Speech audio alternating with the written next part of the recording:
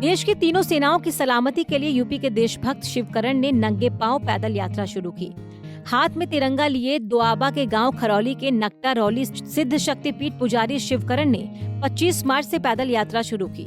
यात्रा के दौरान वो सभी तीर्थ स्थलों, धार्मिक स्थानों और शक्तिपीठों में जाकर भारत की तीनों सेनाओं की सुरक्षा की प्रार्थना कर रहे हैं। इस कड़ी में आज ज्वालामुखी मंदिर में पहुंचे शिवकरण ने मां के दर्शन कर जयकारा लगाया। माता की जय, ज्वाला मैया की जय, जयकारा ज्योतिर्लिंगा, बहुत सच्चे दरबार की, भारत माता की। बता दें कि लगभग 6 महीने से शिवकरण लगातार पैदल यात्रा कर रहे हैं। उनका ये पैदल यात्रा का दौर चाइना बॉर्डर किश्तवाड़ में समाप्त होगा। हम इस पावन पवित्र आ गए क्योंकि भागत भूमि मुझे बारंबार प्रणाम है।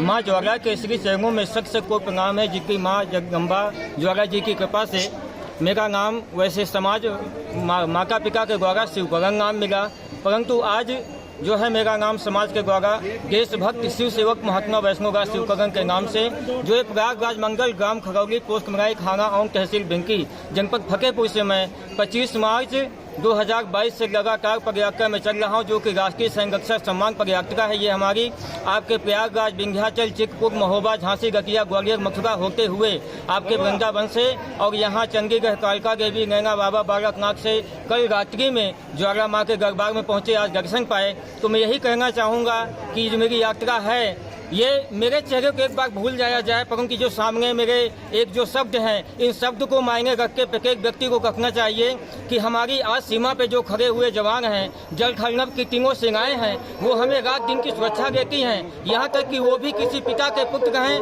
किसी माँ के बेटे हैं, किसी बहन के वो भाई हैं और किसी पत्नी को पति हैं। ज्यादा गर्मी, वर्षा, पाला, हमें कुछ भी होता है हम तो अंदर कमरों में बैठ जाएंगे, परंतु वो 20-20 किलो का वजन उठाए सीमा पर हम सबको सुरक्षा देते हैं। तो क्या हम मांगों में और समाज का पब्लिक का कुछ कर्तव्य नहीं बनता? उनके हाथों में अस्त्र शस्त्र को दे दिए गए, परंतु ये अस्त्र शस्त्र के साथ में उन्हें दैवीय सुरक्षा शक्ति का बल भी मिलना चाहिए। और वो देगी कौन? वो ये पब्लिक देगी और ये समाज देगी, क्योंकि जब हमारे लिए इतना कर सकते हैं, हम आज यहाँ माँ के पास में आए, लाखों भक्त आते हैं, माता रानी से मांगते हैं हम सुख संपत्ति मिले, हमारे बाल बच्चे आगे बढ़ें, हम तरक्की में जाएं। और जो हमारे ये तो देवियाँ देवता ये हमारे आदर्श रूप में अंग संग में रहते हैं, परंतु जो साक्षात रूप में वो सीमा पे गए हैं, रात दिन हमें सुरक्षा देते हैं, उनको कभी हमने सोचा कि हम क्या कहते हैं। यात्रा में जब चलते श्रीमान जी, बहुत प्रकार के लोग मिलते हैं, कई जगह ऐसे भाई लोग मिलते हैं जो हौसला भी देते हैं। कई बार तो मुझे लोग ये पूछते हैं कि आप ये बताएं कि आपको इस यात्रा से मिलेगा क्या।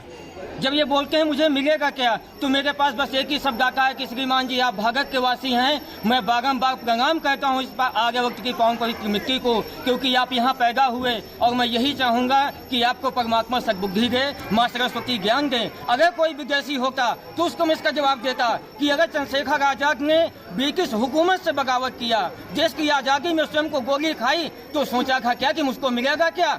और अगर सरदार भगत सिंह जी ने फांसी के फंदे को झूमा, क्या उन्होंने सोचा था कि मुझको मिलेगा क्या। क्या यही सोच समझकर गुरु गोविंद सिंह जी ने अपने बच्चों को खुद को कुर्बान कर दिया। महान क्रांति महान वीरों ने क्या यही सोचा था कि मुझको मिलेगा क्या। अगर यही स्वार्थ रूपी आंखों में पक्की इंसानों के बंधी रही, तो बगल में पड़ोस में गेट बोगी पड़ी होगी, कोई कंधा देने भी नहीं जाएगा, यही सोचेगा कि मुझको मिलेगा क्या। क्योंकि निस्वार्थ भाव में रहना चाहिए और सेवा करनी चाहिए, क्योंकि मेरा यही कि सबके साथ में न्याय हो। हमारे जो सैनिक जल थल नभ की सेनाएं हैं, जो हमारी सुरक्षा देती हैं, उनके लिए हम लोग भी प्रार्थना करें, गांव गली मकानों में, खेत खलिहानों में रहते हुए, क्योंकि कहीं याद नहीं जाना तो अपने घरों से हम उनके लिए प्रार्थना करें कि है ईश्वर, है मेरी माँ, है मेरे परमेश्वर, उनको हस्त पुष्ट बल प्रसंग चित करके सीमा पे बनाए रखना। और हम उनके लिए कम से कम 5 मिनट के लिए प्रार्थना को कर ही सकते हैं और कहते रहें। जय भारत माता की, जय हिंद की, जय वीरों की जंगी, जय कर्म की धारा तुम्हें। पंजाब केसरी टीवी के लिए ज्वालामुखी से पंकज शर्मा की रिपोर्ट। हमसे जुड़े रहने के लिए हमारे YouTube चैनल को सब्सक्राइब करें और नई वीडियो की नोटिफिकेशन के लिए बेल आइकॉन को दबाएं। अगर आप ये वीडियो Facebook पर देख रहे हैं तो लाइक जरूर करें और ज्यादा से ज्यादा शेयर करें। इसी तरह के और भी अपडेट्स के लिए फॉलो करें हमारा Instagram पेज himachal.kesri।